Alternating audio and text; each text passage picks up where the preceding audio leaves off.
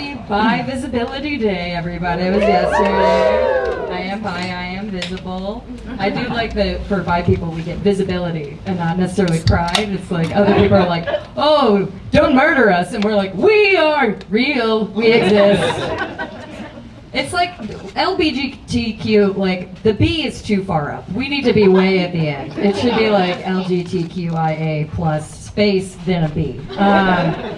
We feel, yeah, being bi does not feel like being queer all the time. It's a weird, like, I'm like a tomato. Like, I'm technically a fruit, but if you saw me in the fruit section at the grocery store, you'd be like, that's not right. That's not that. I did, because I came out as bisexual, I had my first real orgasm that anyone's given me. Don't worry, I've been having them on my own for a very long time, because when you're a 13-year-old girl, you like slide down a banister, and you're like, oh my god, this feels amazing. And just rock out on a couch for a couple of years. You know what I'm talking about. Yeah, I had my first real orgasm that anyone gave me, because I'd been having sex with men for many years, and I usually, you know, it was men in their 20s, and I've lived all over the place. There's a certain type of man that thinks that their way to fight the patriarchy is to try to give you an orgasm. They're like, this is my gift to ladies! And I'm like, I'd prefer a Roomba or Soda Stream, something that works every time. But you know, like, I want to reward them for trying. You know, I don't want men not to try because they feel like they can't do it. Eventually they might get there. This was my thinking at the time. Because, you know, no one's wanted women to come for thousands of years. There's like, there's nothing in the Bible that's like, and she shall that cometh before the fella is, you know. I don't know, I haven't read it. There's like, I like good guys. I like a guy that like eats pussy. Like that's it, that's the whole thing. I don't know if you know this, you can tell by their faces. So like, even with the mask, you're a yes. You're a yes. No. No, I'm kidding. Every once in a while I'll do that and someone's face is like, she knows! And it's my favorite thing to do to men.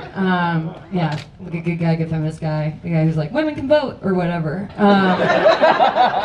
And there were, like, these nice feminist guys were trying to make me come, and I wanted them to feel good about it, so I started faking it. But I didn't have, you know, I only have the experience of me when I'm alone. Like, a guy asked me to masturbate for him once, and I was like, that's what you want? He's like, that's what I want. I was like, okay.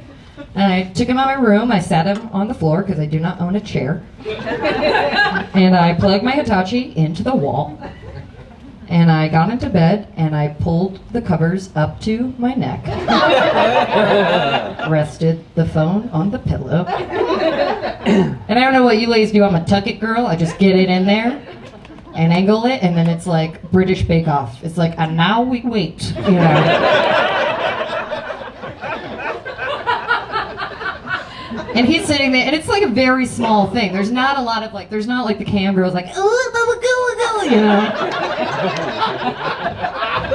There's just me like this, like it's like a Daniel Day-Lewis performance, you know.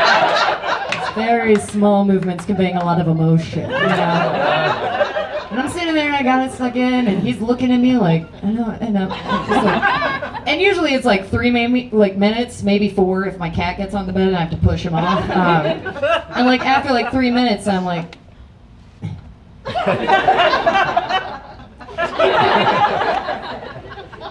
just throw some water in his face and be like, squirting, you know. Finale. Yeah, so I didn't know, I was faking coming based on porn. Because in porn, women are all like, you know, like, oh my god, you know. But I don't have that. I have one option, which is just to be like,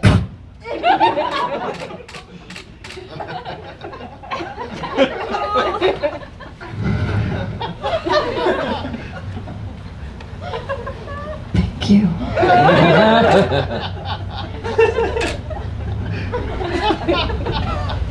When I'm done, maybe I'll give you a blowjob.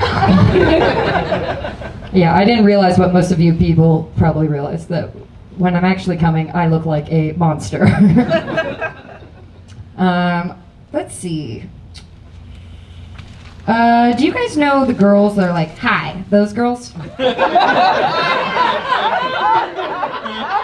The like drunk on Sunset girls, like, we had a fat night, we had a burrito. Like, I lost my phone in a cab, you know. I always thought they were dumb. Have you ever thought that? You meet a girl like that? She's like, hi, and you're like, ooh, a dum-dum. Caught her. I thought I was smarter than that. I thought that because I have this voice. I have lady comedian voice. I was just like, I hope my brother's friends like me. Can I watch you play Halo? Yeah, I always thought, you know, they were smart, but I'm wrong, and I'll tell you why I'm wrong. I was at a show, and it was a wonderful show like this, wonderful crowd. My friend was performing on stage, and I was in the back, like our lovely comedians, watching my friend perform. And there was a group of girls in the back near me. We'll call them a gaggle of Megans, like right in the back. If there's more than 3, they're technically a brunch. And they were drunk and they were yelling at each other in the voice only like drunk white girls have, with like, you're a fucking cunt, you're a fucking white, you like they turn into dolphins. They have like clicks and whistles to identify each other in a crowd, like, Megan, where are you? I'm a top, yo, give me chills. Oh my hair, you know. And they're kind of ruining a show. You guys, I know some of you guys are big Faded fans. I don't think you guys have this problem here, but sometimes at a show, people screaming at each other just distracts everybody doing it. And my friend's trying to get through his jokes. He started a new joke. He said, you know, my parents are disappointed in me because I'm a comedian and my sister is a scientist. And all 3 girls stopped yelling at each other. They whipped around. And they went,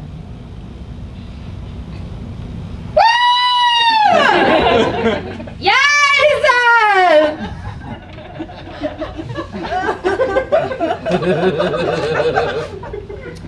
And like you, that crowd fell silent. Because no one had any idea what was going on. And my friend, as the man with the microphone, was newly elected representation of the crowd. He had to ask the question that was on everyone's mind. And that question was, he turned to them, he very genuinely asked, are you scientists? And the main girl, the lead, Megan, leaned forward and just screamed, neuroscience! Do you feel the math you're doing there? Like, and it was really upsetting to me for a second, but then it all hit me like the end of Memento. I was like, oh, I know what's going on. These girls are going out and getting monster drunk and doing tons of cocaine and getting smushed by doors they're too heavy to hold up. Because they're like trying to get through grad school or cure cancer. They're stressed out. They want to party. And they deserve to. And I felt bad because I'm from the South. I know plenty of people with beautiful Southern accents that when they speak, people think they're dumb.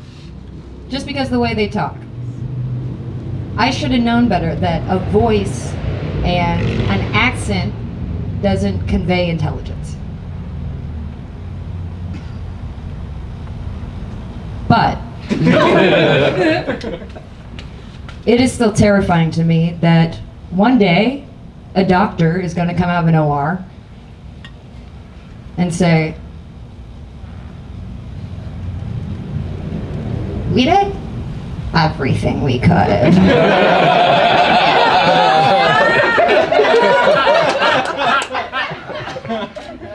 But your mom didn't make it. And I think I lost my phone in her. Okay, guys, I've been Jane Harrison. Keep it going for a wonderful night.